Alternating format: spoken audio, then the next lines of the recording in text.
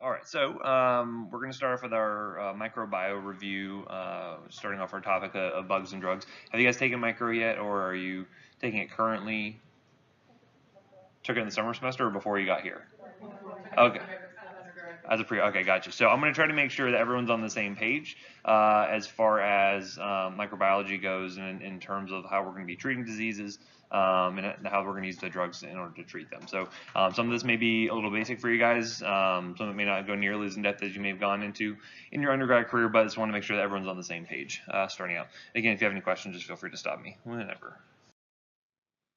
Okay, a couple places that you can look for to help you out with treating infectious disease and trying to find references to help you do that, to decide what type of drugs you should be using based on the type of infection, what type of antibiotics cover which specific types of drugs, or I'm sorry, which type of antibiotics cover specific bugs, I should say. And so one of the big ones we use is called the Sanford Guide. Has anyone ever heard of a Sanford Guide? Should be, yeah. So it usually comes like a little pocket book that can fit into like your lab coat or something like that. They make bigger versions too. It's not such a strain on the eyes. This is a really good reference, and I believe it is through the library. You should be able to access it through your library website. And so try to look at a copy of it either online or in person. You get a good feel for just how invaluable it's going to be in your guys' careers. And so basically what it does is it is divided into several sections, one of which is going to be basically, if you have an infection of the bladder, what are the most likely bugs going to be? What are the most likely antibiotics going to be to treat that? What's our alternatives? Maybe if the patient has an allergy, what are the references that we can, guidelines and things like that that support that decision? So that's very, very handy. So if you have a patient coming in, they have an acute otitis media, what kind of bugs am I worried about and what type of antibiotics am I going to use? Very handy for that. You're also going to have big charts in there that will help you out with things like, does penicillin cover MSSA, right? Or does it cover Staph aureus? And they'll have big charts where you can actually go through each antibiotic and see what type of bugs that has activity against. Usually either say has some activity, has no activity, or maybe kind of just in the middle, kind of, could be variable depending on the type of bug you're dealing with. But anyway, it's a very good book. I'd recommend you take a look at that, getting an idea of how to use it before you actually are in clinical practice. Anyone using a Terrascon? You guys will probably end up running into a Terrascon at some point in your time here or out in the clinical world. It's also a very common kind of pocket size lab coat kind of book that a lot of people will use. Contains kind of similar information, but usually you'll find different Terrascon books for different, like an emergency medicine one or pediatrics one, and there's an infectious disease one as well. These are also very useful because it will tell you different drugs by their class, give you ideas about dosing, what kind of conditions you can use it for, things like that. So it can be a very useful guide. You guys will find all kinds of different references out there as well. A lot of them are online, and depending on what type of hospital you're working in, like I don't know what Florida hospital uses, but for instance, at Nemours we use one called LexiComp, and LexiComp's our online reference of choice. It hooks into our EMR, so that way if we're looking at a drug and you just click a name, all of a sudden you get all the information about the drug that you could ever need, right? So get familiar with whatever reference you're going to be using, because that way you can get to the information you need right when you need it. Okay, first off, we're going to talk about the bugs, and then we will get into an overview of the drugs. So first off, when we're categorizing our bacteria, what's kind of the first thing, say for instance, you were to take a culture from a patient, what's kind of the first thing that you're going to, what kind of information are you going to get right off of that initially? The first test you do to those bugs. Do a gram stain, absolutely. So I couldn't find a really good way to get to that. But yes, we're going to do a gram stain. The big thing we're going to come up with is it gram positive or negative. And so that's going to give us a pretty good idea right off the bat of kind of two broad categorizations that we're dealing with, the gram-positive bug or gram-negative bug. And that can be very useful because that kind of gives us an idea what type of bug we're dealing with, and that will give us an idea of what type of antibiotics we should start off with in a lot of cases. So that can be a very, very useful thing to look at. We'll talk about a few different variations of gram-negatives. We kind of talk about the wimpy ones. They're pretty easy to treat. We'll have a little bit more of the medium category, and then finally get to our space bugs. Anyone know what space bugs are? Found them on an asteroid and from the moon. No, they're actually going to be very difficult to treat gram-negative bugs, and so we'll look at the acronym where what bugs fall into that category. Yes, ma'am. Sorry, real quick. Do you record these? I am recording these. Okay, sorry. Yeah, it's going to be the same as last semester. Sorry. Yep, no worries.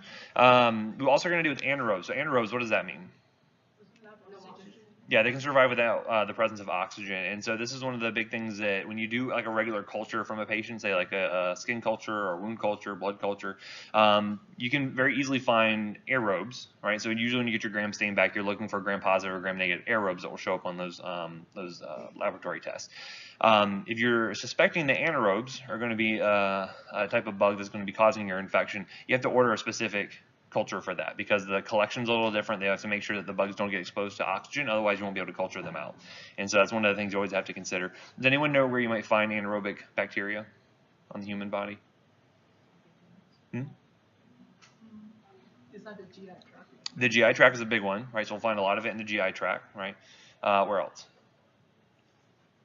Like the mouth, right? So you can certainly find it, like that's another big place. So that's why, and this is important because when you're considering things like, hey, somebody got bit by a person or they got bit by an animal, what type of bacteria are you thinking about? And that will lead you to think, okay, well, I know animal bites. I know, they have a lot of anaerobes in their mouth. They're going to have, possible skin flora because they're breaking through the person's skin. When I think gram-positive, so you'll start to get an idea of what type of bugs you're dealing with just based on the patient's presentation and the type of infection you're dealing with. So we'll cover that information more in detail. And then we'll talk about atypicals, which kind of are going to fall into kind of another category, are not really all that similar to gram-positive or gram-negatives. And so the reason why we break these out into different categories, gram-positive, negative, anaerobes, atypicals, is because based on those categorizations, we have an idea of what type of, or when you're talking about antibiotics, you want to say like, well, what type of coverage do these antibiotics provide? Are they really good gram-positive killers? Are they really good anaerobic killers? Are they good atypical killers? Those are the kind of associations you're going to be making, and so that's how we're going to be working or looking at these antibiotics and trying to figure out, what type of coverage do they have. And so you'll see I use kind of a stoplight analogy. We'll see in just a little bit as to what type of coverage these antibiotics provide. So anyway, so looking at the gram-positives first, where do you find a lot of gram-positive bugs on the human body? In or on the skin? Yeah, skin's gonna be a big place, right? So when you think about things like soft tissue infections or skin infections, what are you thinking of? What type of bacteria? Yeah, staph. You think about other types of gram-positive could be there as well. So like staph epi, staph aureus, streptococcus potentially. So we're going to see that that a lot of skin flora is going to be gram-positive based. We're going to see that a lot of upper respiratory tract infections tend to have gram-positive components, so like strep pneumo is going to be a big one. And you're going to see that they can be broken into various categories. Some of the big ones to kind of make note of here are going to be, my laser pointer, staph epi. This is going to be found on the skin in a lot of cases, and it kind of makes sense because epidermis, yeah. So basically, you're going to find this a lot in the skin. Oftentimes, when you see a culture, like especially blood cultures, they come back and say, hey, they're growing staph epi. That's usually not a real infection due to that bacteria, because again, when you get an IV, what are you having to go through?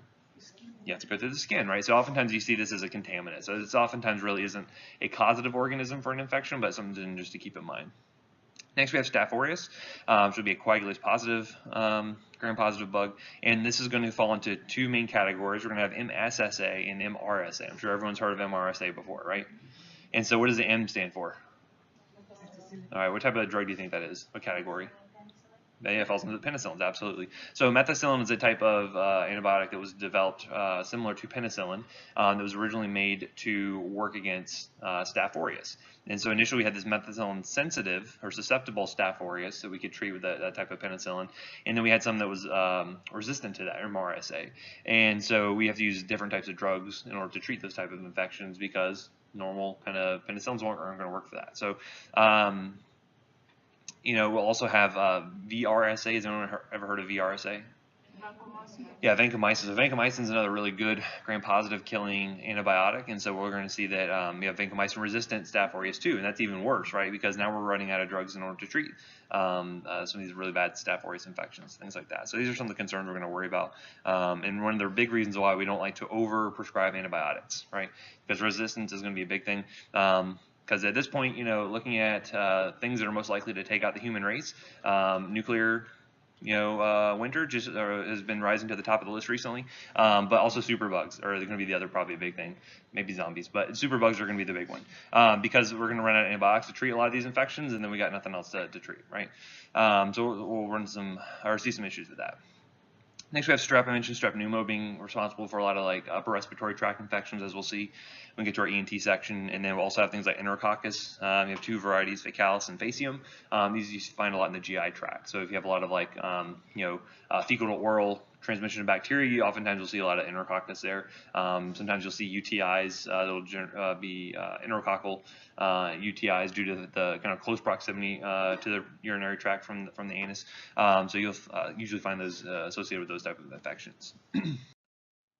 Looking at the gram-positive anaerobes, so previous slide was all gram-positive aerobes. These are going to be anaerobes. You have a couple different varieties. So you have like the gram-positive anaerobic cocci. So you have things like streptococcus and peptococcus. You find this a lot in the oral cavity. So you find that these kind of anaerobes that live in the mouth usually are going to fall into one of these categories here. So that's where you find those. And then you also have some of these bacilli. So you have things like Clostridium difficile. Has anyone ever heard of that? Yeah, C. diff. What does that cause? Very nasty diarrhea, very, very foul smelling. If you go up to an ICU, you will know who has C. diff because the smell is pretty horrific. So that's a big thing. And when do people get C. diff infections? Whenever you use a lot of antibiotics. Yeah, when you're given a lot of antibiotics, you typically increase your risk for developing C. diff infections. So that's another big concern we're going to be talking about is why do you get a C. diff infection from getting antibiotics? Doesn't seem like, why should you get an infection when I'm receiving antibiotics? Exactly right. So we're never going to completely rid ourselves of, normal flora that grows on us, just like you guys are all covered in MRSA right now. It's kind of a gross thought to think about, but you also have a really healthy gut flora that is responsible for lots of really healthy processes, and so that include things like drug metabolism and drug reabsorption in some cases. Things like vitamin K absorption is really important with gut bacteria. But if you get rid of all those healthy bacteria, then this is when you have kind of an opportunistic bug can come in like C. diff, and that's when those infections can pop up. So we'll talk about some things that can treat that, and some of the drugs that have a high association with C. diff. And then Clostridium perfringens is just another variety of that. So again, these are all anaerobes. You have to use different types of antibiotics in order to treat those infections. Gram-negative wise, we're going to find that it's kind of the wimpy category. You'll find these a lot especially in upper respiratory tract infections, sometimes like in some more community-acquired type pneumonias. So things like Haemophilus influenza, Marxella catarrhalis, things like Salmonella or Shigella. What type of infections do you think Salmonella and Shigella usually cause? Usually like GI, a lot of diarrhea, things like that. So this can be one thing you see there. Getting a little bit more aggressive or more difficult to treat in some cases, you'll have these kind of medium category of gram-negatives. Things like E. coli, Klebsiella, Proteus. Those are all going to be seen in things like UTIs. You can see those in sometimes causing pneumonias, like different types of infections like that. So again, the big problem here with a lot of these gram-negatives, they tend to share resistance with one another. So if one develops resistance against, say, a specific type of antibiotic, it can share that with another gram-negative, and all of a sudden you have E. coli that's producing something they got from Klebsiella or something from Pseudomonas, right? So that's kind of one of the big things we worry about, because the kind of the baddest of the bad when it comes to gram-negatives, and again, these are all aerobes here, are going to be our space bugs. So this includes Serratia, Pseudomonas, Acinetobacter, Citrobacter, and Enterobacter species, right? So these are all going to be our space bugs. They are very easy to develop resistance to, and when you run out of drugs in order to treat these with, either patient's not going to recover, or you end up having to use really, really nasty old school antibiotics that are very toxic to people, in addition to the bacteria, right? And again, why is it that we can give antibiotics that kill off bacteria, but they don't kill our cells? How do they have that ability? The membrane, the cell membrane of the bacteria. Yeah, so the mechanics of the cell are completely different, right? There's different drug targets. So, just like we have ribosomes that make proteins, our ribosomes are different enough from the bacteria that the antibiotics can't tell, or is able to just target the antibiotic.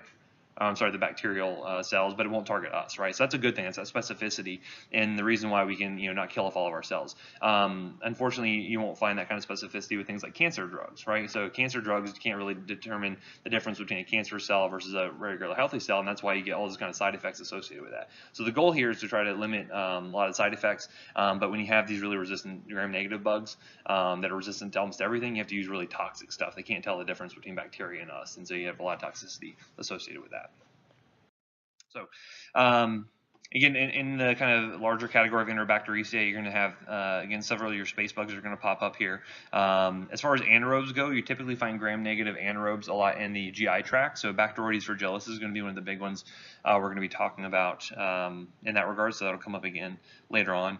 Some of these are going to be bacteria that you really only get when you have kind of end-stage disease states that suppress the immune system, right? So sometimes you'll see things like cancer patients who are on treatment, like especially like leukemias and things like that. So if we wipe out your whole immune system with our cancer drugs, now you run the risk of having secondary infections, right? Or if you end up wiping out your immune system with HIV, and now you have AIDS, that can be another big thing where you have secondary infections that pop up. And a lot of times you'll have things like, Stenotrophomonas. There'll be some other opportunistic bugs as well that we'll talk about later on. So again, anaerobes are going to be surviving in that absence of oxygen. Again, normally you're going to find that sometimes you'll find these growing on the skin, especially areas where they don't get a ton of airflow, so like some of the kind of interogenous areas, things like the groin, axillaris sometimes, a lot of mucous membranes as well, so the GI tract, the mouth. You're going to find a lot of anaerobes there. Typically, you can find the anaerobes tend to cause infections in the GI tract, as I mentioned. A lot of oral or dental infections, female genital infections. We can see some anaerobes there, and then sometimes like deep puncture wounds. Sometimes you'll find that foreign material will get in there, especially with we see this a lot in surgical ICU where you get a lot of injuries, especially due to like car crashes and things like that, where a patient will get these anaerobic infections that develop because they have these puncture wounds or these really deep wounds where it kind of has more of an anaerobic environment that kind of facilitates growth of these bugs. But again, these are the main ones you're going to be running into as far as causing infections in a lot of cases. We'll talk about treatment for that a little bit later on. And then we have our atypicals. These are really not going to be considered to be gram-positive or gram-negative. They typically do not absorb color in gram staining, and these are considered to be cause a lot of zoonotic infections. Anyone know what that zoonotic term means? Yeah, from animals to people, essentially. So you can see these happening here. So things like your chlamydia species, things like mycoplasma, pneumonia is a big one that causes pneumonia, as you might imagine. Things like Legionella. Does anyone know where Legionella comes from, or what the story of how it got its name? There was actually a convention for the American Legion that was going on in hotels back like in the 50s or something, and basically the AC unit was contaminated, and so all these older vets and stuff were coming down with these pulmonary infections, and they couldn't figure out where the heck this bug was coming from. They didn't have a name for it, and so once they figured out where it was coming from, it was Legionella. So if you ever hear like a contaminated AC unit, you usually think Legionella. It's kind of one of those associations you'll probably see on the boards at some point in your life. But okay, so we'll talk a little bit about cell wall basics. It's really important to understand how the cell wall in a bacteria gets made, because a lot of our drugs we're going to use actually inhibit cell wall function. So it's important to understand that. Again, it's essential to have a cell wall for growth and development. Again, hopefully, like the hurricane's not going to destroy our cell wall like our houses. Hopefully, we're going to keep those intact. But you can imagine, house doesn't work too well without walls, right? So similarly, this bacteria needs their cell wall.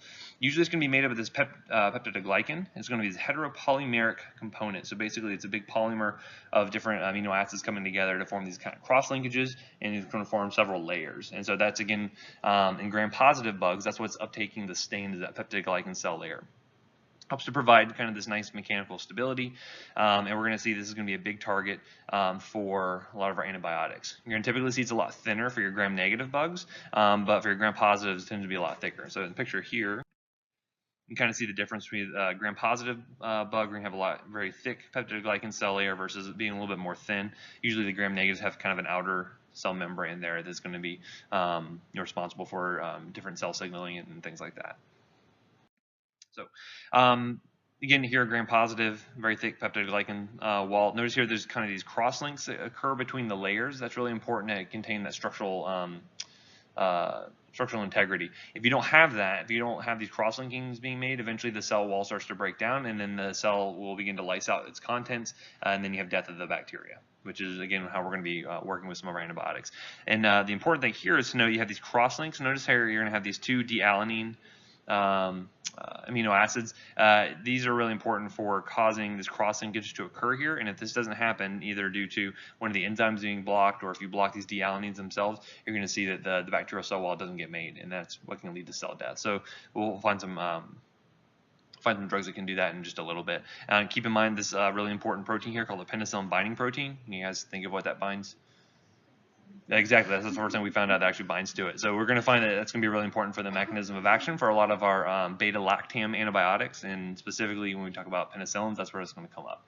We'll talk about what beta-lactam is in just a little bit. So again, looking at a gram stain, kind of see how these differ from one another. Again, that peptidoglycan wall is going to be taking up a lot of that stain. So this is why you're going to see these tend to be a lot darker in color versus your gram-negative bugs going to be kind of this lighter pink kind of color. Again, a lot of times the first information you're going to get after doing a culture is going to come back and say, hey, we have gram-positive cocci, or we're going to have gram-negative rods that are in here, and that gives you a good idea what type of bacteria you're already dealing with, and that can make that can influence you into what type of antibiotics you're going to choose. So it's really important to be able to kind of, you know, hear gram-positive cocci, you're going to be thinking certain types of bugs. Hear gram-negative rods, you're going to be thinking other types of bugs. You know, so it's important to make those distinctions there. So you're going to find that when dealing with different types of infections, you're going to have kind of a most likely, kind of like the usual suspects, the usual types of bugs that are going to be causing a particular type of infection. Again, don't memorize this whole list. This will become more evident when you get into it with your your clinical medicine courses, or when we're talking about the different organ systems here in Pharm. So this stuff will come with time. You kind of know these associations, but I just want to make a few points here that based on the site of infection, you kind of already think what type of bugs can be causing those type of infections. And so that's why we'll see why we use different types of antibiotics to treat that. So for instance, skin and soft tissue infections, we already mentioned there's a lot of gram, on the skin? Gram positives, right? So you're going to see, again, Staph aureus, Staph epi, Streptococcus. Those are all going to be kind of a lot of causative organisms for skin infections. Osteomyelitis, what is osteomyelitis? Yeah, so infection of the bone, right? So oftentimes you're going to have a lot of gram-positives causing that. So again, you're already thinking, okay, well, I need an antibiotic that's going to cover these gram-positives. So I want to have really good gram-positive coverage to try to kill off these bacteria. Looking at things like, meningitis, which is, where is that infection at? Yeah, in the meningeal lining, the CNS, and so again, you're going to be thinking other types of bacteria. Sometimes the type of bacteria you're dealing with can be dependent on the age of the patient or other comorbid conditions. For instance, if you're looking at a bug like Listeria, Listeria is a bacteria that doesn't normally cause meningitis in adult patients, but if you were to deal with someone who is, say, 70 years old, or if you were to deal with someone who is, say, 1 month old, either extremes of age, you find that their immune systems are not nearly as competent, and so they tend to have more likely a higher chance of getting something like a Listeria infection causing meningitis. So again, the type of bugs you're going to be dealing with may be dependent on the patient's presentation, their history, and not just on the site of infection itself. Okay, so those are other things to kind of keep in mind. When you think about abdominal infection, you're going to be thinking a lot about gram-negative bugs like E. coli, Proteus, Klebsiella, but you're also going to be thinking about anaerobic infections as well. This becomes really important when we're dealing with surgical prophylaxis, right? So when I say surgical prophylaxis, what does that mean? Yes, I'm giving you antibiotics prior to your procedure. Why do I do that? Yeah, protect you from infection. Or I'm cutting into your abdomen, or I'm cutting into a specific site. I want to make, I'm going to try to disinfect the site as best I can, but there still is a risk you're going to have a contamination, right? So because of that, we give you antibiotics before, and then usually for a total of 24 hours, around roughly after your procedure as well. So that way, any bugs that did get there get killed off, and you don't have an infection, which is really good. Because again, post-op infections is a big no-no. You don't want to have that happen because it increases your hospital stay. A lot of times insurers don't want to pay for that sort of thing because it's like, well, you goofed up. You're the one that caused the infection. We're not going to pay for that. So that can be a big deal. So post-operative infections are a no-no. However, when dealing with something like appendicitis, we get a ton of kids who get diagnosed with an acute appendicitis, and they get shipped over to our ER, or they just show up at the ER with abdominal pain, and we have to cover for specific types of bugs. So for instance, if I was dealing with, say like our ortho kids, they're going to go in and they're going to have, say, a spinal procedure done, right? There you're thinking a lot about gram-positive skin flora, right? So we're going to give them one type of antibiotic for that. Versus if we're doing a gut surgery, we have to actually go in and remove the appendix. We have to worry about other types of bugs. So in this case, we'd worry about covering for gram-negatives. We worry about covering for anaerobes. And so you'll see that's why we would choose different antibiotics for those two different types of patients, right? Based on the surgery they're getting. So that's another important thing you kind of will understand with time. Urinary tract, see a lot of gram-negatives. Sometimes you have to worry about patients who have hardware, right? And so when I say hardware, it's going to include things like indwelling catheters, patients who have things like VP shunts, if they have issues like hydrocephalus, patients who have ports that are put in for easier IV access, they can get infected, right? And so that is important to understand, because if they have that kind of hardware, if they have that history, they're more likely to have certain types of bugs growing there. So for instance, if you have urinary tract infection, you normally think a lot of gram-negatives. gram-negatives because, again, urinary tract is very close to where? The GI tract, right? So it's pretty close there. So that's why you see a lot of those infections occur with a lot of gram-negative bugs. But if you have, say, an indwelling catheter, it's going to have contact with a lot of skin flora, you can end up having gram-positive infections that pop up there, right? So that's one of those things you always have to consider. A patient who is intubated for a prolonged period of time in the ICU, they're likely to get what we call ventilator-associated pneumonia, and those bacteria are different than what it would be if it was just a regular run-of-the-mill pneumonia, right? So those are the things you'll consider as well. Again, oral infections tend to be a lot of anaerobes we're worried about covering there. If you have bites, again, it tends to be a lot of anaerobic coverage when we're looking at providing there as well. And so it's kind of interesting. Usually you see like a lot of dog bites or cat bites in the ER. Not too recently we had an alligator bite. And so you're like, well, what the heck kind of bacteria grows in an alligator's mouth with it swimming around in these nasty Florida, it's usually pond water and things like that. And so we end up having to cover with a different antibiotic because we were worried about different types of bugs that kind of grow in an alligator's mouth. So upper respiratory tract, this is going to be your guys' kind of bread and butter, especially in like in the urgent care setting or in the ER setting, especially around wintertime. You're going to find a lot of upper respiratory tract infections, including things like acute otitis media, a lot of strep pharyngitis, things like that. And so you're going to see these kind of three big players here. So strep pneumo, H flu, and then Moraxella catarrhalis. You see a lot of infections caused by these three bugs. And so we're going to see that for a lot of your ENT antibiotics, you're going to see very similar drugs being used because, again, very similar bugs are causing the infection in these cases. Lower respiratory tract, you're going to see similar bugs here, but then you're going to also run into a lot of these atypicals start to pop up. So this is when you run into mycoplasma pneumonia or Legionella. You guys ever heard of a walking pneumonia? What does that mean? Like they have a pneumonia, but they're relatively well. Usually people when they have pneumonia, like they feel like crap. They're really not really getting around too much. Sometimes you have these, you feel okay enough to you can actually get up and walk around, but you still have a clinical pneumia. And so that is oftentimes due to atypical bugs. And so, for instance, if we're treating a patient with in a certain age category, you may be thinking, hey, this more seems like an atypical type of infection. Let's go ahead and treat with a different antibiotic, right? So you guys ever if you come in with bronchitis or something like that or pneumonia, a lot of people just say, just take a Z-Pak, it'll fix it, right? Or just take Levaquin, it'll fix it, whatever you got. We'll see why that's inappropriate in a lot of cases, but again, a lot of times it's to cover for these kind of atypical bugs in the respiratory tract there. And then when I mention here nosocomial, what do you think that means? Yeah, I often tell people that the hospital is the worst place to get healthy because it is very, very gross in hospitals, right? There's all kinds of bacteria growing from the person who's in the room before you, and they do cleaning, but it's not always going to be 100%. Your next door neighbor could be passing something to you with a nurse going from room to room. No matter alcohol, hand sanitizer is going to completely eliminate these nosocomial infections that occur. And so they tend to be a lot more virulent. They tend to be a lot more difficult to treat due to resistance. And so this is where we have that delineation between a community-acquired disease versus a nosocomial infection, right? Again, we try to prevent nosocomial infections as much as possible. That's why a lot of hospitals will have infection control staff who are dedicated primarily to making sure that we cut down on the risk of infections being spread from patient to patient. But you worry about things like MRSA. This is where this really nasty player called Pseudomonas is going to start to pop up, resistant Klebsiella, things like that. And so, again, depending on where's the patient been? Have they received antibiotics recently? Are they coming from a nursing home or some other kind of healthcare type of environment? Again, your bugs are going to be different there, and so you need to take that into account to make sure you're covering it appropriately. So, talk a little bit about the pharmacokinetics and pharmacodynamics. You guys hopefully didn't flush all those memories or try to suppress them due to PTSD. But again, thinking about the kinetics of using these drugs, again, kinetics is what the body does to the drug. So this is where we're talking about our absorption, distribution, metabolism, and excretion. These factors are going to come up again and again, especially for some of these drugs that have a narrow therapeutic index, right? Remember that? This is where we're going to do our therapeutic drug monitoring. You guys remember what that is? What is that?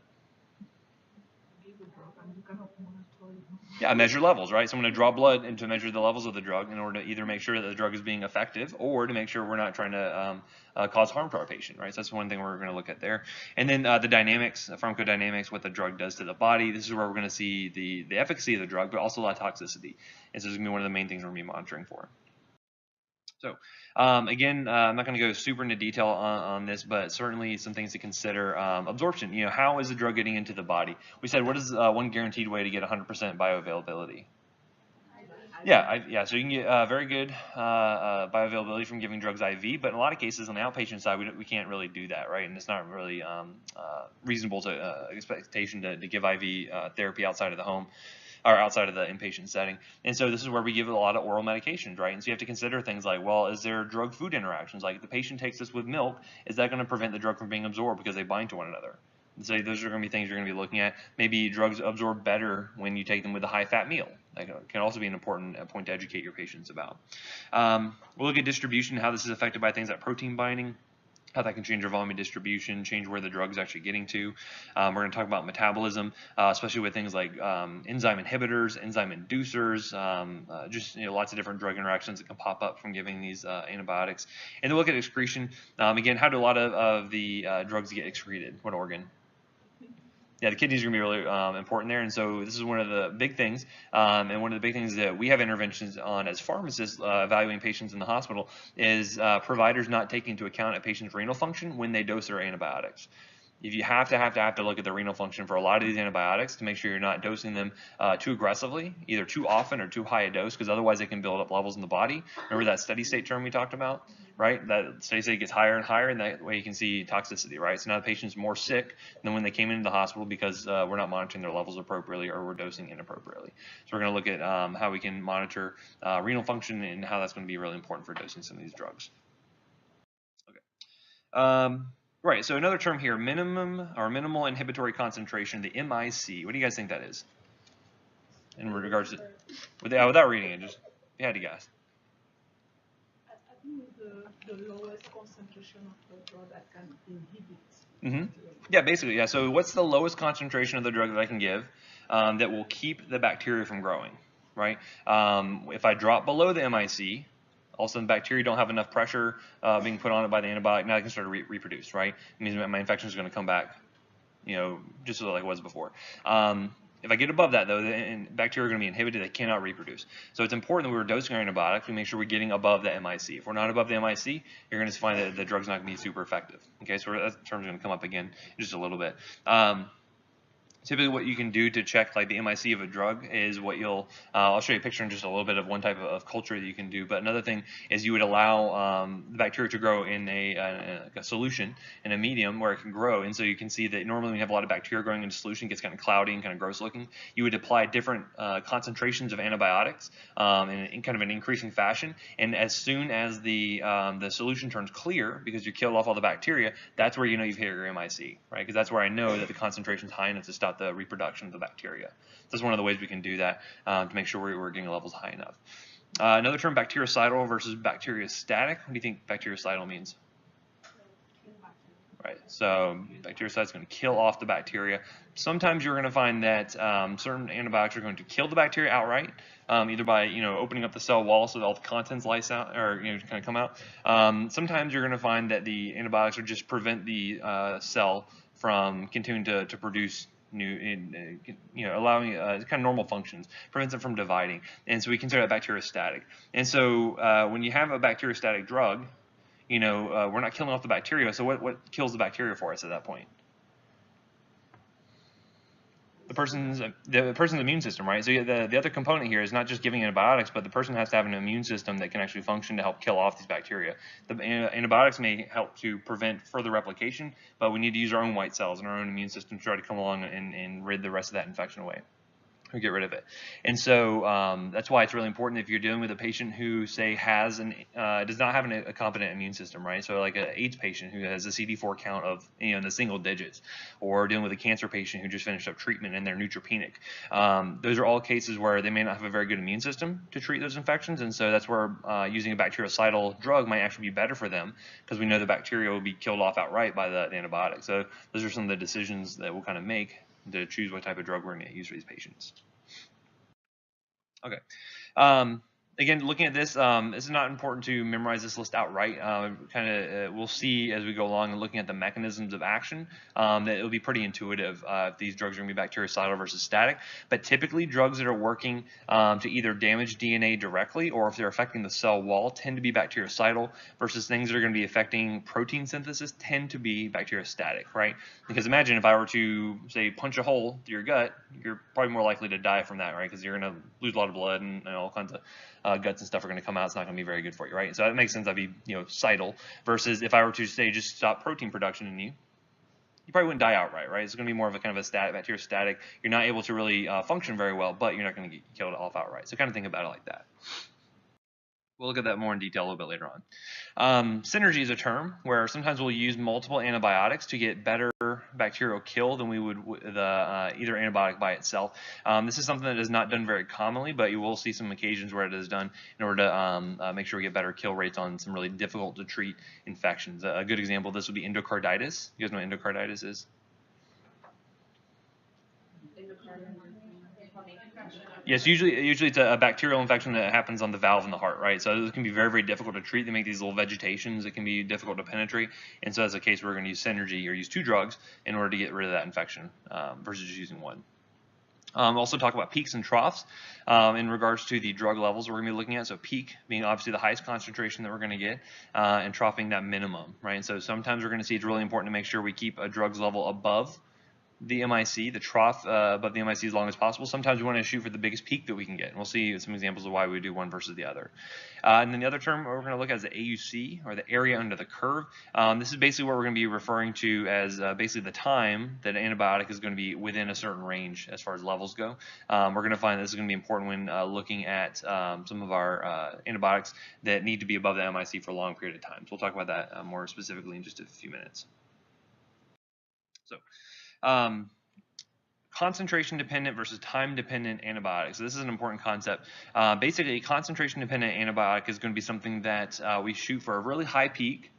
We want to get as high peak as possible because that's going to lead to more bacterial cell kill, and again, getting above the high above the MIC as high as possible. And then what we'll see is that even if the level starts to drop down below the MIC, the bacteria are kind of just so they're kind of shell shocked from the exposure to the antibiotics that they cannot continue to grow, right? And so what you typically see is you give the drug less frequently, but you give a bigger dose. So you get a really high peak, and the level might drop down back to nothing before you give your next dose, but then that's okay because the bacteria is still not going to be replicating during that time.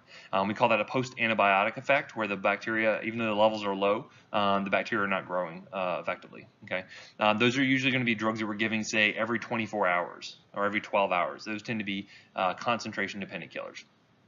On the flip side of that, some drugs have short half-lives, or they need to be above the MIC for as long a time as possible, and so we're going to call those time-dependent antibiotics. And so again, the penicillins are a very good example of this. I'll show you a picture of what this looks like in just a few minutes. But basically, they need to be given several times a day to try to keep that level above the MIC as best we can, right?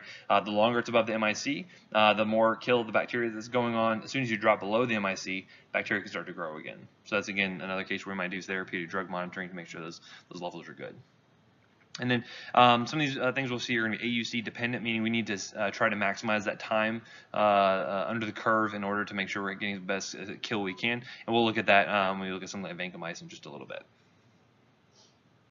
So again, when you are looking at time versus a concentration-dependent killer, so imagine we're going to be giving a drug, and say we're giving it, in this case, it looks like we're giving it every 12 hours or so. A little bit less than that, but say we're going to be giving a drug every 12 hours. Notice we're going to get a peak effect, and it's going to drop down to a trough, and then we're going to give another dose, and we'll have another peak effect.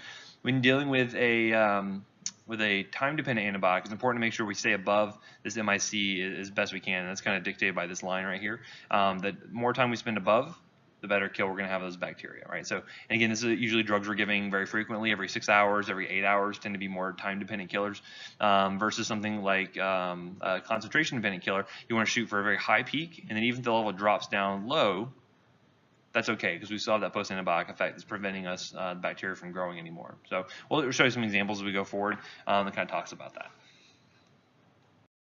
So again, just another example of what something like a concentration-dependent killer would look like. Again, this would be like a nice IV dose that we're giving very quickly. Levels get very, very high. And then, again, we're looking at that peak to MIC ratio. Basically, the higher the peak to the MIC ratio it is, the better kill we're getting. And the levels drop down pretty low. They may even be 0 by the time you check the patient again. And that can be okay in a lot of times. Okay. So again, looking at post-antibiotic effect, this is that delay before the microorganisms kind of recover and they re-enter that kind of log growth pattern they kind of exhibit there. We're going to find that this can be affected by several things. So you can look at the size of the inoculum, so how much bacteria are there to begin with, the type of growth medium that they're in. A lot of times you'll find that certain patients tend to be more prone to antibiotic infections because they are basically they've made a better environment for bacteria to grow. So I always think about like diabetic patients, right? Their blood sugar usually runs high, and usually bacteria, they need what for energy? They need sugar, right? So it's kind of like, getting all you can eat buffet. So you find that diabetic patients tend to have more infections that pop up, usually because they have a better growth medium for the bacteria to grow in. Sometimes you look at the bacterial growth phase, but essentially what you find is that your concentration-dependent killers that have this post-antibiotic effect, they wipe out a lot of the bugs, and then it takes some time for them to kind of recover to grow again. So again, and some of these things you'll find that even long half-life drugs are going to be good for this as well, because you may find that even though the patient, has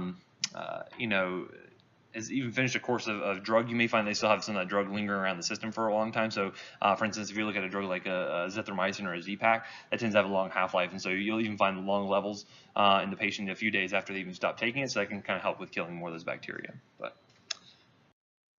okay, we're going to find again this. The post-antibiotic effect is going to be something you'll find that we don't really know the full mechanism for why it occurs, but I just kind of think of like kind of a shock and awe kind of thing, where you just drop a big dose of an antibiotic, really kind of shell shock the bacteria, and they can't really start to grow again for a period of time. So just kind of know that you see this more with our concentration-dependent killers. I'll show you some examples of those as we move forward. Okay, so reasons why we would choose a specific type of drug. So this can be related back to several factors. So some of the things we're going to look at with the drug itself to why we might choose one drug versus another. One of the biggest ones, the spectrum of activity. This means what type of bugs is that drug going to kill. Okay, so obviously if you have an infection with, say, MRSA, it doesn't make sense to use a drug that does not cover MRSA. So spectrum of activity is the #1 question you're going to ask yourself: is what drug do I need to use for this patient? The kinetics are going to be important. Can the patient absorb the drug? Do they have, say, an altered distribution because maybe they have, a lot of fluid buildup in the tissues? Maybe they have, maybe they're dehydrated, something like that. And then how are they eliminating the drug? In some cases, if a patient has really poor kidney function, you either have to adjust the dose or maybe use a drug that is going to be more primarily hepatically eliminated, right? So there's some factors you have to consider.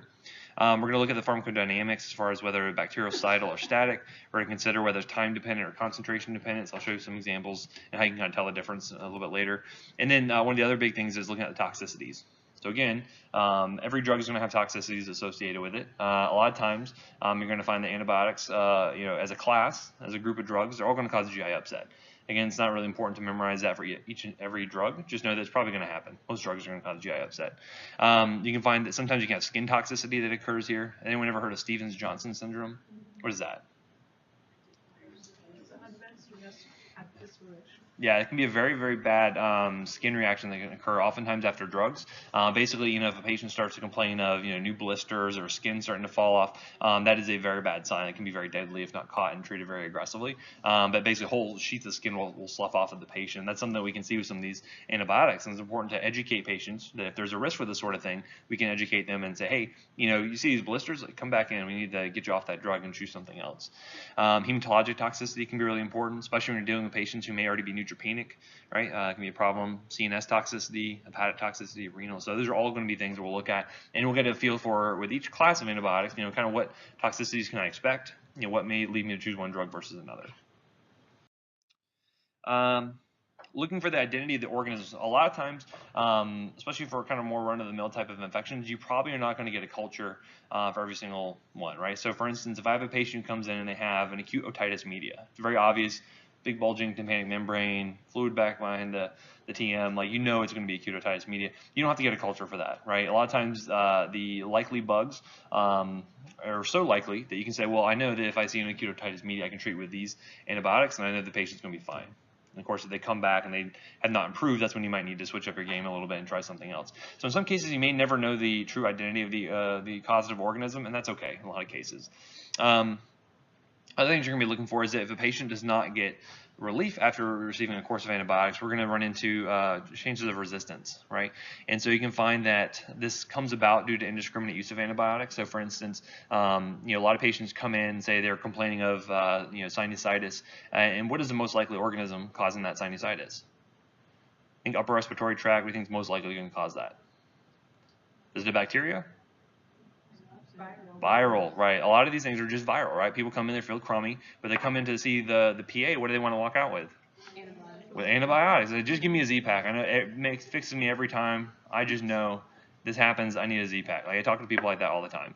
Not super appropriate, right? You need to make sure that you can educate people. Like, listen, this is why I'm not going to give you an antibiotic. They may yell at you, they may call you bad names, but it is going to be best for society and for the human species abroad, because 30 years down the road, maybe azithromycin still might be able to treat an infection or two, right? So you really need to make sure that we're treating things that are actually bacterial in nature. And you also need to look at things like, what type of environmental exposures have we had, or a lot of resistance comes about due to things like over antibiotic use in livestock. So a lot of, chickens, cows, and pork and things like that tend to get a lot of antibiotic exposure. And so that leads to a lot of resistance developing as well. So that's another thing to consider. And then what we can see is that we have some strains of several bacteria that are resistant to almost all known drugs, and those are really, really bad. You see those a lot in really sick ICU patients who basically the culture and sensitivity report comes back and just says resistant, resistant, resistant. You're just like, we don't have a whole lot to use. Let's talk about what we can do to salvage this patient. And sometimes you have to resort to really bad drugs you don't want to use. In some cases, you just can't do anything. The patient's just not meant for this world. So that's going to be one of the problems you run into. Sad but true. This is a big problem we ran into. I remember when I'm probably dating myself, but I was on rotations. You guys remember when the swine flu hit? Right, that was a big deal. A lot of patients got the swine flu, got into the ICU for these really bad respiratory infections. They got intubated usually, and then they got a secondary bacterial infection due to them being in the hospital and having a tube stuck down their throat, right? And so I saw several cases of really bad gram-negative bugs that just could not be treated with just about anything, and so a lot of those patients end up dying from that. So that's one of the things you have to consider is with these really resistant bugs. But okay, so again, looking at how we choose an antibiotic. So again, considering whether it's bactericidal or static, we have to consider how competent the patient's immune system is and how well it's working. Obviously, if it's non-competent, if they have no immune system around due to disease, that's where you might want to use something that's more bactericidal, because it would be sure to kill off the bacteria. Again, we'll talk about bug drug specifics a little bit later as far as which drugs are going to cover which bugs. But you also have to consider patient factors as well. So where is the site of infection? So a good example of this would be how well drugs can penetrate into the CNS. Because typically, what do we have to protect the brain from exposure to toxins? Yeah, the blood-brain barrier, basically. Yeah, so our brain, our CNS is designed to keep stuff out as best that we can. So the question is, if I have an infection in the CNS, how am I going to get drugs to that site of action? Some drugs are not going to ever be able to get to that site of action, right? Some drugs are going to be better able to cross at baseline, just due to their being very lipophilic or being a small molecule. Some drugs can only cross when you have inflammation. Usually gaps in that blood-brain barrier tend to widen open. And so that's why you may choose certain drugs for treating meningitis versus others, right? And so we'll look at that. Looking at their immune system, how good their white blood cell function is, if they have any immunity developed, right? So again, a lot of times we find shifts in what type of bugs are causing a disease based on the type of vaccine status of in the group you're dealing with. So for instance, H-flu, most people get vaccinated against H-flu, so we start to see a lot less of that being a causative organism, right? And that causes other things to become much more prominent in some cases. And we also look at the age of the patient. This can be important for certain types of drugs. For instance, tetracyclines. Anyone ever heard of doxycycline? Yeah, that's a drug you'd never want to use in kids less than 8 years old because the issues where it can stain their teeth. Like, you're going to learn little things like that, and as far as what type of patients cannot receive specific drugs, right? Chloramphenicol is one where babies were not able to process that effectively because we know their metabolism isn't great starting out, and they were getting this kind of gray baby syndrome that would occur and end up leading to some deaths there. So we'll talk about those kind of age-specific factors as we go forward.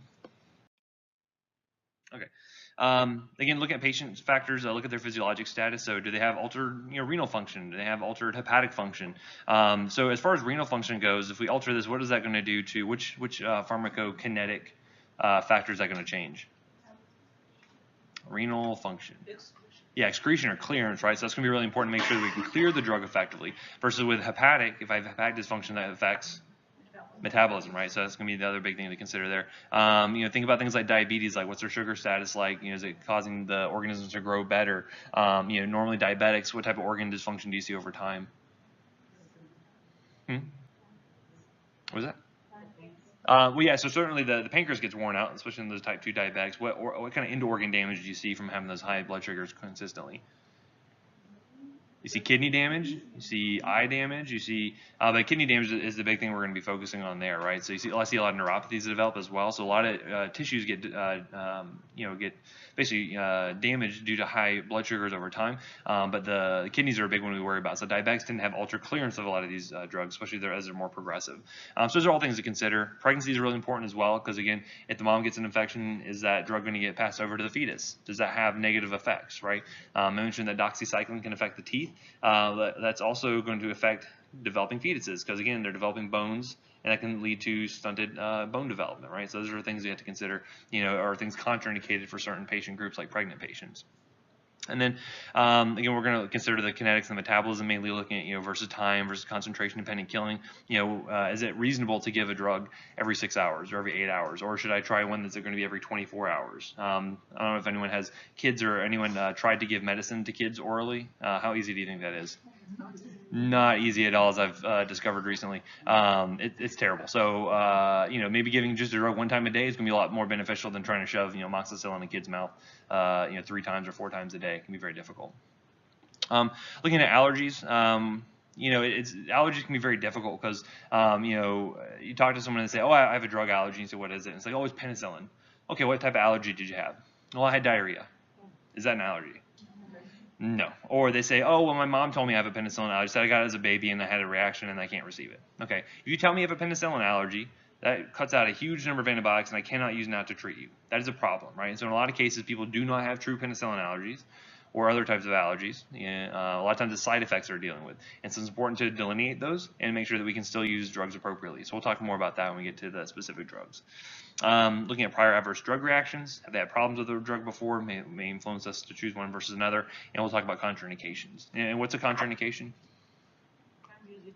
Yeah, it's like who cannot receive this drug based on several factors. Sometimes you run into absolute contraindications, which means that person can never get that.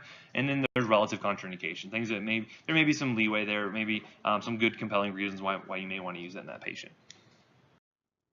Hey everyone, just having to re-record some of this because due to the technical difficulties we had previously. Anyway, some reasons why we might use combination therapy. If you have kind of a life-threatening infection, in which the patient's very, very ill, and you don't know what the cause of organism is, that is a good reason why you may use multiple drugs to cover things like MRSA, Pseudomonas, and by doing that, you have improved outcomes if you have your early appropriate therapy. Other things, if you were to have, say, polymicrobial infections like in the abdominal cavity, if you're dealing with gram-negatives and anaerobes, sometimes you can use multiple meds for that reason. By using multiple meds, sometimes you'll end up enhancing antimicrobial activity. So, for instance, by mixing penicillins and aminoglycosides, they get more synergy against some of our more difficult to treat Pseudomonas infections. And then if we have a resistant strain, sometimes we use multiple meds in order to treat that. And then very rarely, I've never really seen this clinically, but it may help you to use lower doses of various antimicrobial agents. And some issues here, certainly with prophylactic use, meaning the patient does not have an infection currently, but we're giving antibiotics to prevent infection. Things like resistance are a problem, but you will see this being done, in certain cases, almost always. So, for instance, patients with heart valves are getting kind of minor dental procedures, or patients undergoing surgery. Those are good, appropriate uses for prophylactic antibiotics. And some misuses of antibiotics, certainly if you're dealing with a virus or a fungal infection, obviously antibiotics will not work for this. If you have a fever of undetermined origin, you're not sure where the infection is, you may end up using the wrong antibiotics because you're not sure what bacteria you're treating. Using improper dosage is an issue. If you are not getting the drug levels high enough above the MIC, you won't have any kind of bacterial kill going on. Doing things like not having proper drainage in for certain types of surgical wounds and things like that, which can help to get rid of some of the bacteria. And if we don't have enough information about the bacteria that we're treating, for instance, if you were to give antibiotics before giving a culture or getting a culture, then you would end up possibly not being able to culture out the bacteria, and you have some problems without really knowing what you're treating. And then obviously treating for too long also leads to resistance. So again, prolonged treatments after the cure has already been established is not good. Here's an example of how we can tell if an antibiotic will treat a given bacteria. Here on the left side we have what we call a disc diffusion test, where these different discs are going to be different antibiotics, and essentially the concentration should be highest at the disc, and then as diffusion occurs, you're going to find that concentrations will dip. and where the bacteria start to grow again, you can kind of tell where the MIC is, because anything above that, you should not see any bacterial growth. Once you get past that concentration, you're going to start to see the bacteria growing again. And we call this area the zone of inhibition. This is basically where the bacteria are not growing, and you can compare zones of inhibition between different antibiotics. So for here, this one would obviously not be very sensitive because all the bacteria are growing right up to the disc, versus something like this would have very probably good activity against that bacteria. So this may become back susceptible versus this one being resistant. On the other hand, you can do something similar with what we call an E-test.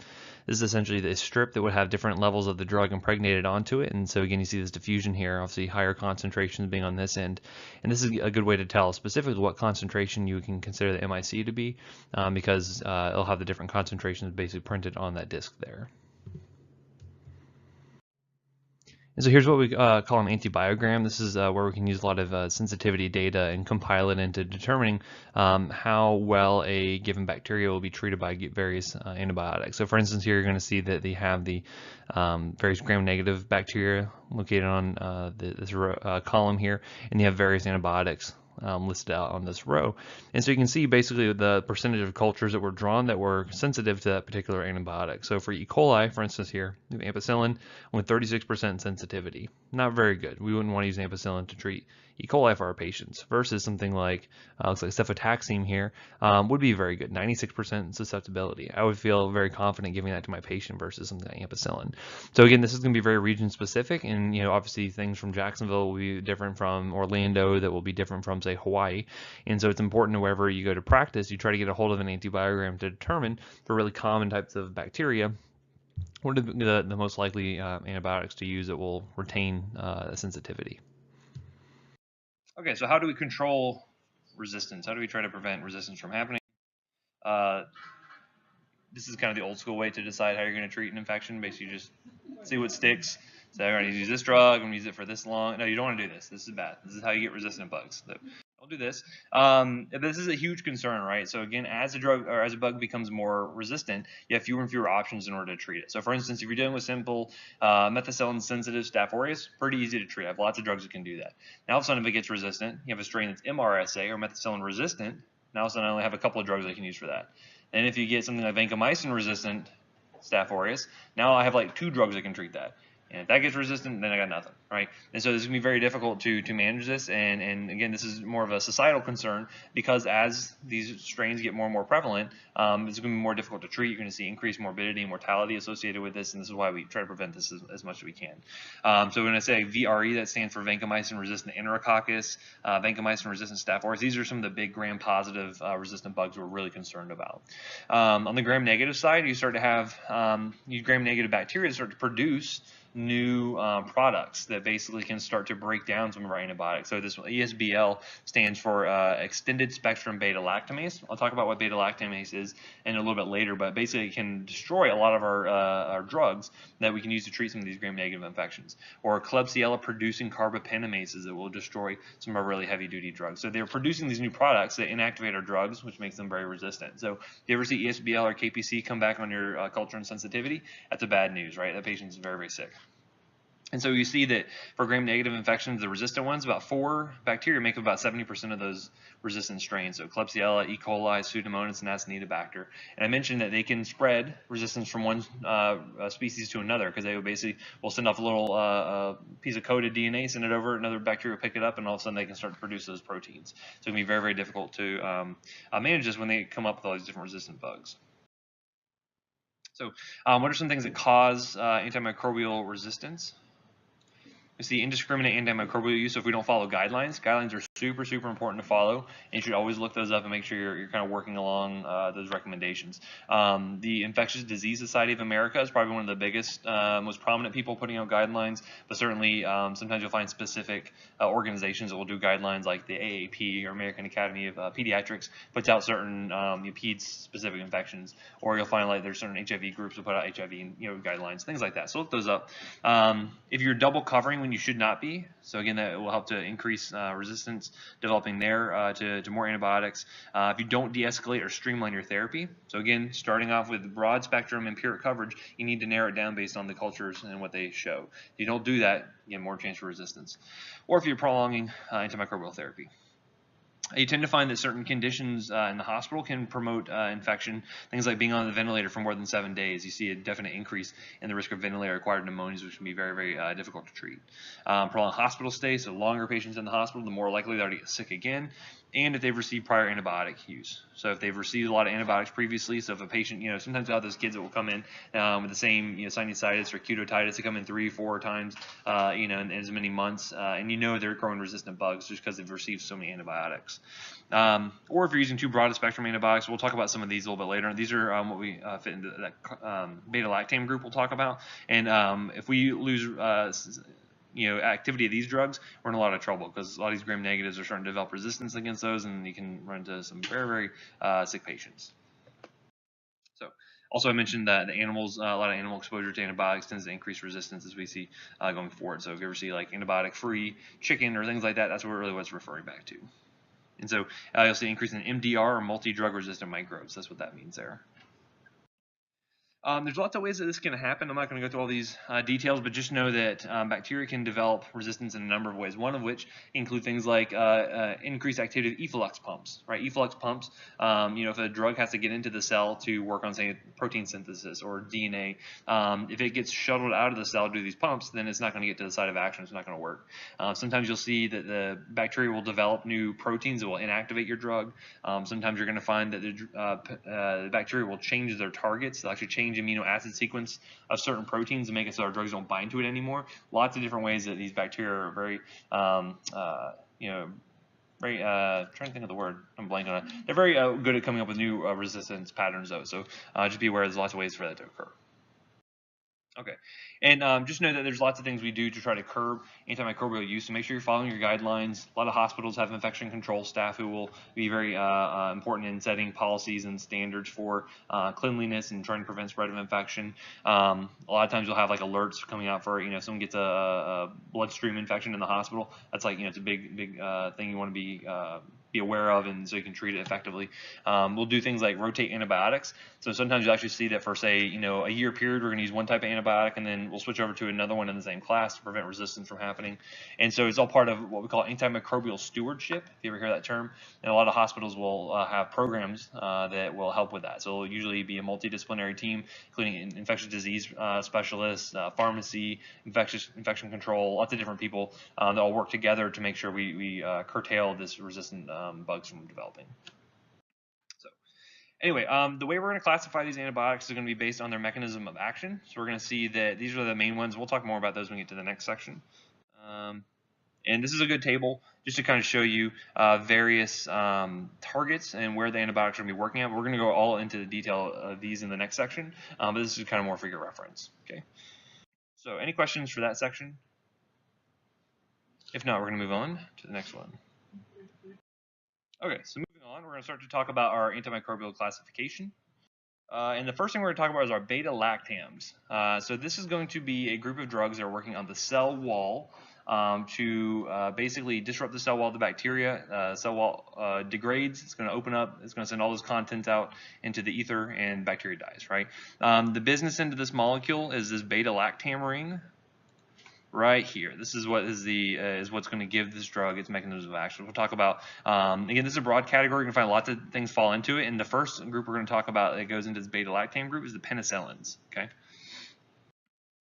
So essentially, and I apologize if this is a little hard to see, basically the penicillins are trying to mimic, remember when we were looking at those peptidoglycan walls, those crosslinks that form there? Remember those two D-alanine amino acids that were integral to form those crosslinks? Basically what we see is that the penicillin is going to look very similar to these two D-alanines. You can kind of see two of them kind of attached here, and then basically if you kind of change the conformation a little bit, it kind of looks, you can kind of fudge it in your mind to see, okay, this looks similar enough. Basically, the bacteria have a protein called penicillin binding protein, and that's going to be basically bound by this beta-lactam ring. Okay, so penicillin's going to come in, bind to that beta-lactam, bind to that penicillin binding protein. Now all of a sudden it has a covalent linkage there, and now that penicillin binding protein cannot form new cross linkages for the bacteria. That leads to cell wall degradation, leads to the cell dying. You can see here how this will come in, bind to the penicillin binding protein, and that inactivates the enzyme. Okay, certainly the bacteria can produce new penicillin binding proteins, but it takes time for that to occur, and usually the bacteria is dead by then. Here's kind of another picture showing that when you have penicillin come along, it's going to eventually lead to cell rupture. Again, I'm not going to ask you on the test which amino acids does penicillin mimic to cause its mechanism, but I will expect you guys to know the difference between cell wall active drugs, know that a penicillin is working on the cell wall versus something like, amikacin working on protein synthesis. So keep the kind of broad generalizations about the mechanisms in mind, because that'll be really important, because no patient's ever going to ask you, hey, how does that penicillin, how's that going to work to treat my infection? But it is important to know, hey, why am I using this antibiotic? Why am I using this drug plus this drug? And how is that going to give me some synergy? And we'll see why that is when we go forward looking at these different mechanisms. Okay. So anyway, so penicillin binding protein gets bound by penicillin, obviously, and that causes inactivation of the enzyme. No more crosslinks, cell wall disruption, cell dies. So I'm going to use a stoplight metaphor here for coverage of bacteria. Okay. Again, this is a loose kind of generalization. This is not the holy gospel for all things antibiotics. This is just to help you guys in your mind keep it straight. What type of bugs are my different types of categories of drugs going to be working on? Okay, so there's going to be some exceptions, a ton of exceptions, but this is somewhat useful in kind of keeping the classifications in mind. So the first thing we're going to talk about the natural penicillins, right? And this is just going to include mainly just penicillin G.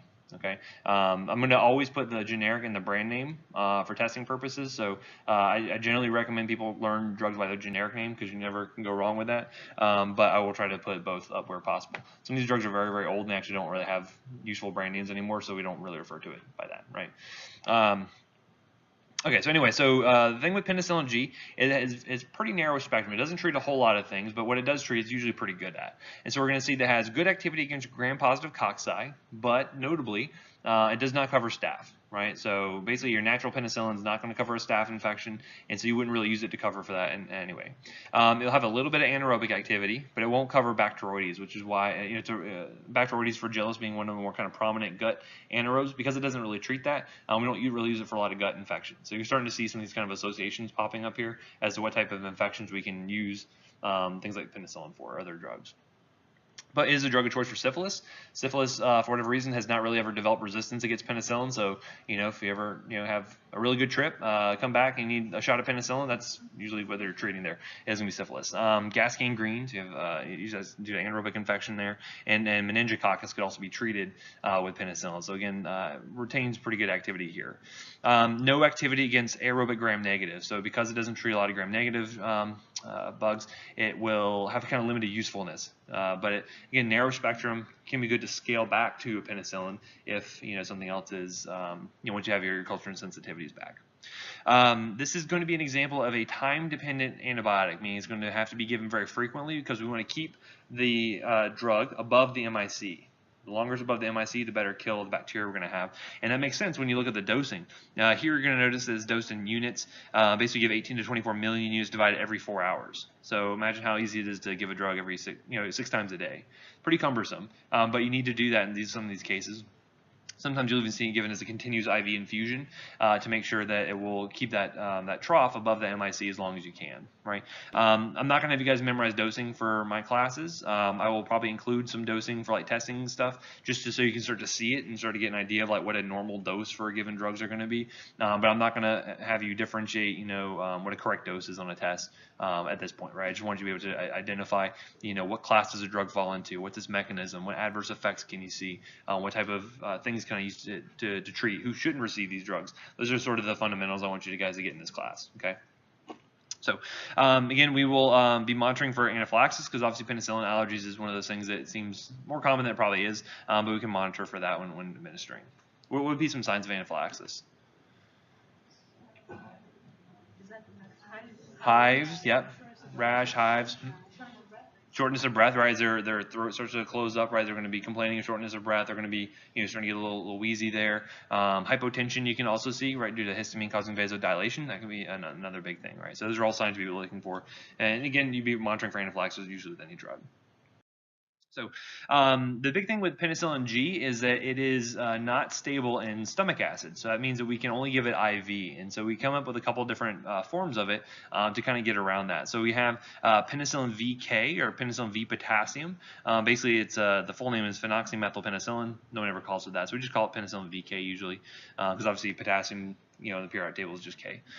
This is stable in stomach acid, so this would be the oral form that you would see being administered. Again, still giving it very frequently due to it being a time-dependent killer. We also have benzathine penicillin G, otherwise known as bicillin. So this is actually an IM-administered drug. IM meaning intramuscular. And so if you kind of notice, it's hard to tell, but you kind of see the color of that. What's it look like? Yeah, it kind of looks like milk. It's actually kind of an oil base. And so the nice thing with this drug, and it's called bicillin LA for long acting, is that basically you can just give one shot of it and it sticks around for a long period of time. That kind of oil base in the muscle will slowly release the drug and has and because of that, it keeps the levels pretty consistently high above the MIC to treat an infection. So, giving IV penicillin, I'm giving every 4 to 6 hours. IV, but with this drug, I can just give a one-time dose and send the patient out in some cases. So it can be very useful, especially for like we're dealing with little kids who are have like a strep infection, and we're trying to they're vomiting or they're not able to tolerate oral medications. I have to give them a shot of this stuff, and then they're good to go in a lot of cases, which is nice. Obviously, they don't like to have the IM shot, but again, if they're not going to take oral medications, you got to do something. So. Do we have to know if those form like IV or oral? Just if I make a special mention of anything, the big thing with this one is because it's in an oil emulsion, if you were to give it IV, that can cause an emboli, right? Because the oil is not going to dissolve into the blood very well, and so you're going to potentially see, blockage of some of your pulmonary vessels, and that can lead to, kind of like a PE, right? So it doesn't have to be a thrombus; it could be, kind of this oil embolus that can happen there. So that's one thing we worry about. Yeah, if I make a special mention of it, I probably know that, so for instance, if I give, which one of these would I not want to give IV, and so I highlight bicillin on there, say no, I don't want to do that one, right? Okay, so up from the natural penicillin, which hopefully no one has grown in their fridge after the power goes out for several days, right? Hopefully our fridge will be okay. But next up we're gonna have the aminopenicillins, and so basically these include ampicillin, and then amoxicillin. I'm sure everyone's heard of amoxicillin. Probably most people have taken amoxicillin at some point in their life, if I had to guess. This is amoxil. So usually ampicillin, see it a lot given IV, sometimes PO, but amoxicillin is really a good go-to outpatient oral medication. I ask you guys to know IV versus oral, unless there's like a specific formulation thing like I mentioned there. I just mentioned this here so you kind of get familiar with like seeing, okay, what am I going to be prescribing? What am I going to be seeing out in the real world? And so amoxil is one of the more common ones. Probably one of the most common antibiotics you'll be prescribing if you're like in the urgent care, ER, primary care kind of setting. But so looking at this, it has a little bit better coverage, still good activity against gram-positive, no staph coverage here still, right? So again, we're not going to get MSSA coverage at this point. And here we see a little bit more anaerobic activity, but it's still no Bacteroides. It's not really good for a lot of gut infections, but a little bit of some of these gram-negative aerobes. So here, really the big change is we're seeing a little bit more gram-negative activity, and we'll see this is a really good drug of choice for things like enterococcus, listeria, endocarditis prophylaxis. So if I have a patient who has a mechanical heart valve and they're at risk for endocarditis and they're going for dental procedures, they'll usually get a few days worth of amoxil to take home. They'll take it around the time they go to their dental procedure, and then they prevent the infection. Again, don't memorize all these indications specifically here just yet. When we talk about individual indications as we go forward, so like when we get to the pulmonary section, we talk about pneumonia. That's where we're going to make those better associations, and that'll be more testable material. Here, I'm just kind of showing you some examples of things you might use these drugs for. Okay. Community-acquired pneumonia, or CAP, is another good place where we might use really high-dose amoxicillin. So in general, you'll find that the lungs are more difficult to penetrate and get drug in high enough levels to treat the infection. And so typically when you're dealing with pulmonary infections, you have to kind of shoot a little bit higher doses in order to make sure you get high enough levels to kill the bacteria. So that's kind of a general thing with dealing with pulmonary infections. Again, note, you're still giving these drugs very frequently, so again, every 6, every 8 hours, because they're still time-dependent killers, right? They still have to be above that MIC. Same mechanism of action here as we saw with the regular penicillin. Again, all these beta-lactam drugs are all going to have same mechanism, right? They're working on that penicillin binding protein. So Some interactions to worry about. Sometimes what you're going to find is that some of these penicillin, this kind of applies to all penicillins, but you may see a little bit of synergy with some anticoagulant type drugs, so things like warfarin. You can see a prolongation of the prothrombin times. You may see a little bit of increased risk for like bruising, bleeding, so it could be one thing to note if the patient's on an anticoagulant. Because again, if you're thinking about a patient with a heart valve, oftentimes you have to prevent clots from forming on that mechanical valve, so they're usually on an anticoagulant anyway. So again, you can kind of see where these interactions would come up. And also, there's a theoretical concern. Anyone ever heard the wisdom of if you're taking antibiotics and you're on oral contraception, that you should use a backup form of protection, right? A lot of people heard that, and there's probably not a ton of clinical evidence to support that, but I still think it's probably good practice. The reason for that is that because anytime you're disrupting the normal gut flora, right, that can inhibit the ability to metabolize certain things or to absorb certain substances. One of the things you'll find with estrogens is that estrogens tend to be eliminated through the biliary tract, and then they tend to get broken down with the help of the gut bacteria, where they can then be reabsorbed. So even though the half-life may only be a certain number of hours, you end up seeing this enterohepatic recirculation. I don't know if I mentioned that term before. Possibly. Basically, you're going to extend the half-life of the drug because it keeps getting spit out and being reabsorbed in the GI tract. If I wipe out those bacteria, now all of a sudden they can't be there to recycle it, and then my levels of estrogens drop, and then I have an increased risk for what happening?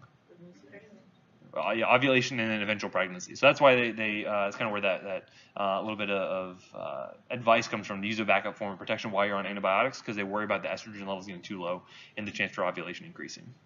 So I would probably still recommend it, even though it's probably not 100. It's not a guarantee that you're going to get pregnant if you take antibiotics while you're on contraceptives. But again, it's one of those things where pregnancy is a pretty big deal. Probably would not want one unintentionally. So it's always a good use backup method.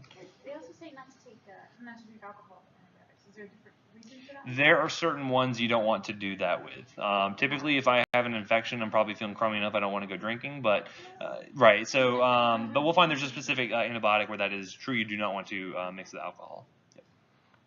Okay. So anyway, so looking at side effects, and again, this is going to kind of apply to a lot of the penicillins, but you can certainly see some risk for hepatic injury that can happen. So either, you can see bumps in like your liver function tests, sometimes hepatitis or jaundice. This is usually in patients who already have pre-existing hepatic problems to begin with, and it's pretty rare you would see in otherwise healthy patients. Do have some risk of a Clostridium difficile infection, again, due to disruption of the gut flora. You can have the opportunistic, anaerobe Clostridium come in and start all of a sudden cause a lot of diarrhea. Does anyone know what kind of the ultimate kind of I guess the secondary effect of having C. diff besides the diarrhea? What is like kind of what do you call it when you have a really bad C. diff infection? You have this basically C. diff associated colitis that can occur, right? So you have really, really bad inflammation of the entire colon that can lead to lots of problems. So that's one of the things we worry about, is having a C. diff colitis that can happen there. Anyway, another thing you worry about, some skin reactions happening rarely. So again, it's hard to predict who's going to have these reactions, but things like Stevens-Johnson's, and then there's another one called toxic epidermal necrolysis. Again, clinically, I can't distinguish 10 from Stevens-Johnson syndrome. I'm sure a dermatologist could, but they look very similar, and a lot of skin blistering, skin sloughing off. It can be very, very severe. There's some pictures of this later on, I'm sure, in one of these lectures. But also, you worry about some renal injury that can happen here. Again, rare, but could possibly happen, especially if someone had kind of pre-existing renal problems. These drugs are renally eliminated, so you need to adjust the dose if they have renal problems. Okay, so you may give the drug less frequently. Instead of, say, every 6 hours, you're going to give every 8 or maybe every 12 hours. So that's an important point to keep in mind there. And then as far as contraindications go, obviously if they have a true type 1 allergy to penicillins, you obviously don't want to challenge them again. So, if a patient comes up and says, hey, I have a reaction to penicillins, I had hives or my throat closed up, that's obviously a true reaction. I'm not going to go ahead and give them penicillin. On the other hand, they're like, oh, I had diarrhea. Okay, you can receive penicillin. You're fine. Let's take that off the chart, And then patients who have a history of cholestatic jaundice, hepatic dysfunction, they may be more, it's kind of more relative contraindication, but you want to be careful using these drugs in those patients. Of course, rash you can possibly see is kind of an example of someone who may potentially progress to something like Stevens-Johnson's. And again, diarrhea is going to be kind of a side effect of a lot of these antibiotics. And again, disruption of that kind of gut flora is one of the primary things that causes that. And as far as monitoring goes, renal hepatic function, also maybe looking at the platelets to make sure that's not dropping. It's not routinely monitored. So again, for most healthy patients, I'm not going to monitor their CBC, and unless I was going to get one anyway due to their infection. But that would be one thing you can look at. Okay, so bacteria, one of the things they've done to become resistant to our kind of early penicillins, our natural penicillin, and then also like our aminopenicillins, is by producing an enzyme called beta-lactamase. And so what do you think beta-lactamase does? It breaks down the beta-lactam ring. So if it destroys this beta-lactam ring, then you're going to find that the antibiotic is going to be inactivated. So what we need is some sort of molecule that can come along and inhibit this beta-lactamase, right? So you guys ever heard of a beta-lactamase inhibitor? You're about to. Right, so this is where we're going to use our beta-lactamase inhibitors, and this will help to retain activity of these antibiotics. So basically, these chemicals, these beta-lactamase inhibitors, have no inherent antibacterial activity themselves, but they will go ahead and irreversibly inactivate the beta-lactamase. This allows your penicillin to continue to work, right? So instead of it getting broken down by the beta-lactamase, these inhibitors will come in, block that enzyme, and then allow the penicillin to continue killing off the bacteria. So again, you can see this 3 examples of this, one called sulbactam. This one is oftentimes mixed with ampicillin, which we saw was an aminopenicillin, and we call it Unicin. There's one called tazobactam, which gets mixed with a drug we'll talk about in a few minutes called piperacillin. It's called Zosyn. Anyone ever heard of Zosyn before in the hospital? Yeah, it's a pretty common one we see being used very frequently. And then clavulanate or clavulanic acid. This gets mixed with the amoxicillin. Now you have augmentin. People have heard of augmentin before, I'm sure. So again, the nice thing about this is it allows you to treat a wider range of bacteria because you're now able to overcome this resistance. And so you have a wider spectrum of coverage now, which can be a very useful thing for certain types of infections. Well, basically, it's a combination product that it only comes basically that way. So if you're dealing with Unicin or augmentin, like it already has it in there. Again, the beta-lactamase inhibitor has no antibacterial activity, so you're not really double covering. You're just giving something helping the penicillin to work better. Yeah. So when looking at this, 2 of the main ones you're going to see, we'll talk about Zosyn a little bit later, but augmentin and Unicin, since they are still our aminopenicillins, you're going to find that they have better activity. They have increased anaerobic coverage, so now they can cover Bacteroides, so you can use these for certain types of like abdominal infections. Now we see that it has MSSA coverage, which is a good thing, so now it can start to treat some minor staph infections. And you'll see this is really good for things like skin and soft tissue infections. It will help to get some of that more, not MRSA obviously, but it will cover MSSA. Diabetic foot infections. So why do diabetics end up getting foot infections? Yeah, they have poor circulation because they have a lot of microvascular damage that happens. They also get, heard someone say neuropathies. Yeah, so they get neuropathies as well. So basically they get an infection, they step on a nail or something, they don't actually feel it. So that's why it's one of the big education points for diabetics is check your feet.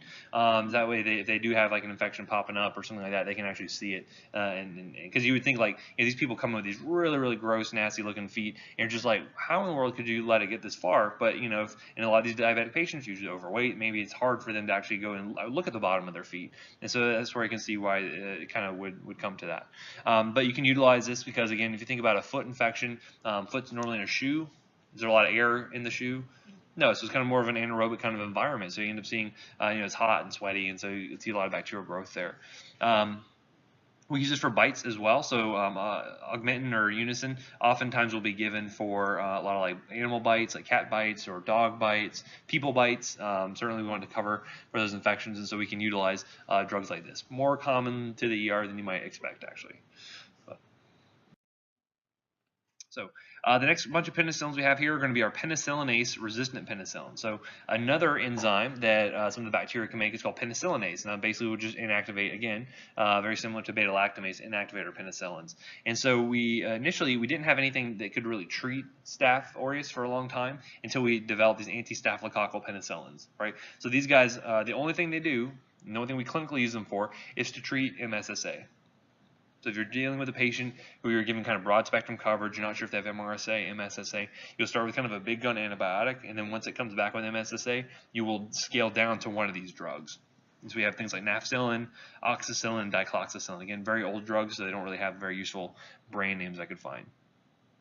So again, designed solely for MSSA, not really used for very much else. Okay, and you're going to find that Staph aureus is becoming increasingly resistant to this class. So it's very rare that you find MSSA in general, and that's why we're going to have to use bigger guns. And we'll talk about vancomycin a little bit later to be used for that. Again, very similar concerns and adverse effects and monitoring as you see with all the other penicillins so far. So that's really the unique thing with these guys. And then we have our anti-pseudomonal penicillins. What do you think it has activity against? Pseudomonas, yeah. Pseudomonas is a really nasty gram-negative infection that, if you think about patients coming from nursing homes, you think about, resistant bugs, like you normally are concerned about Pseudomonas aeruginosa, right? And so this is one of the things you need to have coverage for, especially when you're dealing with like really sick ICU patients. You're not sure what kind of bacteria they have. Two bugs you cover for are MRSA, and you cover for Pseudomonas, right? So this is really important you have coverage for that. And then again, this is another thing where I'm like, if it covers Pseudomonas, it's good to have an idea if it covers that or not. If it covers MRSA, those are kind of good buzzwords to pick up on.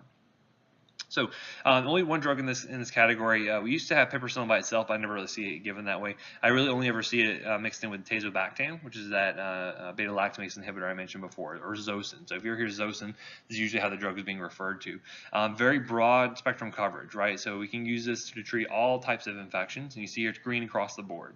You can see that it'll maintain gram-positive coverage for MSSA only. No MRSA coverage, but MSSA for sure. And it's going to gain anti-pseudomonal activity. Not a lot of stuff can treat Pseudomonas, so these are good things to note here. So we will use these for if we're concerned about a polymicrobial infection, or if we're not sure if they could be a polymicrobial infection. For a lot of nosocomial infections, especially pneumonias, we'll certainly use that. Intradominal infections, because it does maintain good anaerobic activity, so I could use it. And for some of our patients, if we are having a complicated appendicitis and they've had like a ruptured appendix, we will give them Zosyn to cover for the gut gram-negatives and for the anaerobes there, right? And then obviously for pseudomonal infections, we'll do this. Pseudomonas is one of the few bugs that you will automatically double cover for. So you may see like piperacillin, tazobactam being given in addition to another drug, because in a lot of cases, if you don't know what the Pseudomonas is resistant against, and because that resistance is so likely to occur, you have to use two drugs to make sure at least one of them is going to have activity there. Okay. Again, the dosing is very similar to what you would see with the other drugs. Again, being given every 6 hours, every 8 hours. Still have to adjust for renal function, so always watch for that. And that's really the only kind of unique thing with the anti-pseudomonal penicillin. Very similar to all the other penicillins as far as adverse reactions or monitoring goes. Now, if I'm allergic to, if I receive penicillin G IV, am I going to have an allergy to piperacillin? Do you think? Is there cross-reactivity there? There is, right? So we're going to find that as far as penicillins go, if I'm allergic to one, I have a true blue allergy, I cannot receive any other penicillin, okay? Now, the question is, when we get to the next group of drugs, which I'm thinking, is it on the next slide? Yeah. So the next group, we're going to talk about the cephalosporins. So anyone ever heard of like Keflex or Rocephin? So those fall into this category of cephalosporins. Notice here, they still have a beta-lactam ring, okay? So they still work the same way that penicillins do. But the question is, if I'm allergic to penicillin, can I receive cephalosporins? What do you guys think? Maybe? Maybe is a good answer. Not really definitive, doesn't lock into one or the other. I like it. So the prevailing theory would be, or the prevailing kind of dogma years ago would be that if you're allergic to penicillins, you can't get cephalosporins. So you're going to see that would wipe out a ton of drugs out of your armamentarium for treating infections. What we find nowadays is not the case, okay? A lot of people thought the reaction, what you were reacting to, was the beta-lactam ring. That's not true. You're not actually having a true reaction, and that's why you don't see cross-reactivity here. Usually what you end up seeing patients having reactions to are these side chains off of here, right? So there's like an R1 side chain, R2. All the cephalosporins have the same basic structure, but the side chains change. The side chains will change depending on the drug that you're dealing with, right? So that means, and they have data to back this up, is that if you have a reaction to penicillin, you can't receive any other penicillins if it's true allergy, but you can safely receive cephalosporins. So you can switch over, and I have a lot of docs who are still like, I don't know, it says penicillin allergy, I don't know if I can give them cephalosporin. I'll say, well, hey, they're here in the ER, why don't you go ahead and give them a dose here? If they have a reaction, this is the best place to treat them, and if they don't, then now we can always use cephalosporins for them. And again, I've never seen anyone have a true cross-reaction there. It's less than like 1% chance that actually will have a cross-reactivity there. Again, and most penicillin allergies are bogus anyway, especially if they're like, oh, my mom told me I had it as a baby. That's probably not a real true allergy. Not say never say never, obviously, but chances are it's not true, and they can receive cephalosporins just fine. Okay. The interesting thing is that do you guys know how we used to produce penicillins, or how was penicillin found? is a mold. Mold basically would generate. So you can use fungus to generate, because again, if it can produce its own antibiotic, it can help to prevent other bacteria from growing around it. So it's kind of a protective mechanism for the fungus. So again, that's why I mentioned it growing, penicillin growing in your fridge, right? If you don't clean it very well. So anyway, so one of the things you used to see, that you would harvest this mold that would be able to generate penicillin, and they used to find that there's other mold that could make cephalosporins. There used to be some cross contamination there. So in a lot of the older products, you would have cephalosporin getting into the penicillin getting into cephalosporin, kind of like a Reese's kind of situation. You got chocolate in my peanut butter kind of thing. And so people would have a cross reactivity there, and it would be more based on they were receiving the wrong drug essentially in that product. Nowadays, we have much more kind of sophisticated means to produce these. We don't have to worry about doing that cross-reactivity anymore. And so again, if the patient says, yes, I have a true penicillin allergy, you can probably get away with giving them a cephalosporin. Okay. So again, I just want to make sure you guys are trained up well on that. So you're not going to be one of those people that says, well, it says penicillin, I can't give them Keflex. No, you can totally give them Keflex. Okay, nice things about the cephalosporins, they have good CSF penetration. So these are going to be some go-to drugs for meningitis. This is one of those things where their physiochemical properties, they're small enough molecules, they're lipophilic enough, they can get into the CSF very well. So we like to use these for meningitis. Again, very low cross-reactivity or cross-sensitivity with penicillin. And then the monitoring is actually going to be pretty similar. Most of these, and we're going to have one notable exception, are still going to be renally eliminated, so you still have to adjust for renal function. A lot of the monitoring is going to be the same, very similar side effects as what we saw with the penicillin. So nothing really unique there. And then what we're going to see, what's interesting is there's different generations of cephalosporins. We're going to see that their spectrum of coverage changes based on what type of generation you're dealing with, which we'll see in a minute. A few of them are going to have anti-pseudomonal activity, which we'll point out there in just a few minutes. And then, again, mostly renal elimination with one notable exception. Actually, I think I'm out of time, so I'm going to go ahead and cut it there. I'll leave you guys in suspense. Any questions before I let you guys go? All right, stay safe out there. Hopefully don't float away. Hopefully we'll all show up next Wednesday.